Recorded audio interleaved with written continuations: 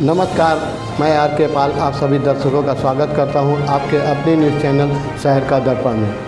अब सभी खबरें विस्तार। लखनऊ में आज भारतीय मजदूर संघ बीएमएस से संबद्ध भारतीय दूरसंचार मंच बीडीएम ने बीएसएनएल के पुनरुद्धार तथा कर्मचारियों, अधिकारियों और पेंशनरों की लंबित मांगों के समाधान को लेकर राष्ट्रव्यापी अभियान शुरू करने की घोषणा की। बुधवार को कैसरबाग स्थित मनोरंजन क्लब में आयोजित प्रेस वार्ता में मंच ने केंद्र सरकार और बीएसएनएल प्रबंधन से प्रमुख मांगों पर शीघ्र निर्णय लेने की अपील की। वहीं मंच ने तृतीय वेतन संशोधन थर्ड पीआरसी लागू करने, पेंशन संशोधन द्वितीय वेतन संशोधन सेकंड पीआरसी से जुड़े लंबित मामलों के निस्तारण, समयबद्ध पदोन्नति और कर्मचारियों के बीच वेतन व सुविधाओं में समानता सुनिश्चित करने की मांग उठाई। साथ ही लंबित वरिष्ठता विवादों के समाधान और पात्र कर्मचारियों को शीघ्र पदोन्नति देने पर भी जोर दिया। प्रेस वार्ता में बीएसएनएल को देश की सामरिक दूरसंचार व्यवस्था और ग्रामीण क्षेत्रों की संचार सेवाओं के लिए महत्वपूर्ण बताते हुए नियमित सीएमडी की नियुक्ति, सरकारी विभागों में बीएसएनएल की स्वदेशी 4G सेवाओं के उपयोग को बढ़ावा देने तथा कर्मचारियों से जुड़े लंबित मामलों का जल्द समाधान करने की मांग की गई। मंच ने कहा कि कर्मचारियों की समस्याओं का शीघ्र निस्तारण होने से उनका मनोबल बढ़ेगा और बीएसएनएल को और अधिक सशक्त बनाया जा सकेगा।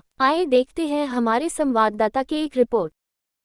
इस प्रेस वार्ता का मुख्य कारण बीएसएनएल में नॉन एग्जीक्यूटिव और ग्रुप बी ऑफिसर्स के साथ किए जा रहे भेदभाव को लेकर भारतीय दूरसंचार मंच ने पूरे देश में एक राष्ट्रव्यापी कार्यक्रम का प्रोग्राम बनाया है, जिसका अभी हम लोगों ने थोड़े समय पहले क्रमशः डेट वाइज जिक्र किया था। उसी क्रम में आज 15 तारीख को पूरे देश में प्रेस कॉन्फ्रेंस रख के हमने अपने मीडिया बंधुओं से अनुरोध करना चाहा है कि हमारे बीएसएनएल की जो जायज़ मांगे, जैसे पे, प्रमोशन और पेंशन, ये तो छोटी छोटी बहुत सी मांगे हैं, कर्मचारियों की डिमांड्स हैं, लेकिन जो मुख्य मांगे हैं पे, प्रमोशन और पेंशन, इनको लेकर भारत सरकार को जगाना, बीएसएनएल कॉर्पोरेट ऑफिस जो हमारा नीति निर्धारण करने का स्टेज है, उसको जगाना जैसे कार्य में हम लगे।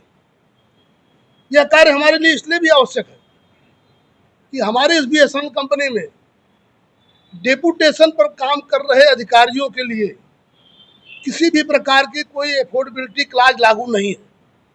हम भारत सरकार से ये पूछना चाहते हैं कि एक ही कंपनी में अफोर्डेबिलिटी क्लाज जब लागू है और कंपनी पर लागू है, तो कंपनी एक वर्ग को कैसे सारी सुविधाएं दे रही है, और जो दूसरा वर्ग हमारा है नॉन एग्जीक्यूटिव और ग्रुप बी ऑफिसर्स का, वो उससे महरूम है। सरकार के पास और बीएसएनएल का जो टॉप मैनेजमेंट है, हमारी इस बात का जवाब किसी के पास नहीं है कि अफोर्डेबिलिटी क्लास जो कि एम्प्लॉयर पर लागू होता है वो सबके लिए एक समान होना चाहिए। लेकिन बीएसएनएल में दो भाव रखे गए। डेपुटेशन पर काम करने वाले अधिकारियों को सारी सुविधाएं दी जा रही है, उनको पे भी दी जा रही है, उनका प्रमोशन भी समय अनुसार किया जा रहा है, उनको टीए, डीए, पर्सन अलाउंसेस का भी भुगतान समय से किया जा रहा है। पेंशन की सुविधा के लिए जैसे हमारे भी साथियों ने बताया कि इस बीएसएनएल में 2 टाइप्स ऑफ एम्प्लॉय काम करते हैं, बल्कि आप इसको इस तरह कहें 3 टाइप्स। एक जो बीएसएनएल से में डेपुटेशन पर काम कर रहे हैं, दूसरे जो बीएसएनएल में ऑप्शन देकर आए डीओटी से, और तीसरे जो बीएसएनएल में रिक्रूटी है। इन तीनों के लिए बीएसएनएल का प्रबंधन यानी दिल्ली हेडक्वार्टर ने अलग अलग नियमावली बना ली, जिसका हम लोग भारतीय मजदूर दूरसंचार मंच के माध्यम से घोर विरोध करते हैं और सरकार को ये जगाना चाहते हैं कि सरकार इस बात पर विचार करना शुरू कर दे। अन्यथा 5 अगस्त 2026 को भारतीय दूरसंचार मंच भारतीय मजदूर संघ के राष्ट्रीय नेतृत्व में जंतर मंतर पर इकट्ठा होकर पार्लियामेंट का घेराव करेगी। बीएसएनएल के शीर्ष प्रबंधन और भारत सरकार के जो हमारे टेलीकॉम के मिनिस्टर हैं, उनकी होगी। प्रधानमंत्री जी को अगर कोई जवाब देना होगा, किसी की जिम्मेदारी फिक्स होगी, तो बीएसएनएल के शीर्ष प्रबंधन की और बीएसएनएल के माननीय श्रीमान मंत्री जी की होगी।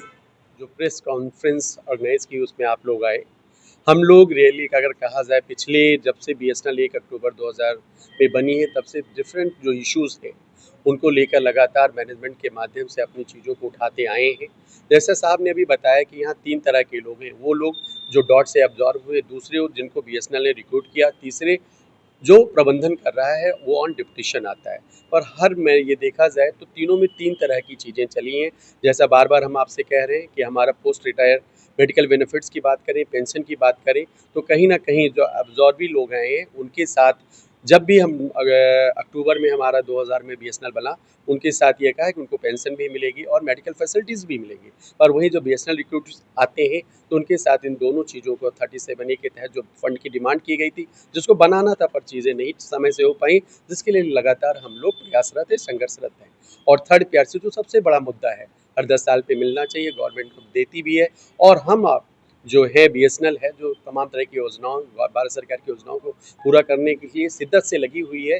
तो ये उम्मीद करती है, वहाँ का एम्प्लॉय ये उम्मीद करता है कि कहीं ना कहीं हमें भी थर्ड पीआरसी समय से मिलेगा, जैसे हमारी मैनेजमेंट को दिया जा रहा है। उसी के तत्वाधान में हम लोग 5 अगस्त 2026 में पार्लियामेंट मार्च भी करेंगे अगर हमारी इस दौरान अगर हमारी मांगे नहीं मानी जाती। धन्यवाद।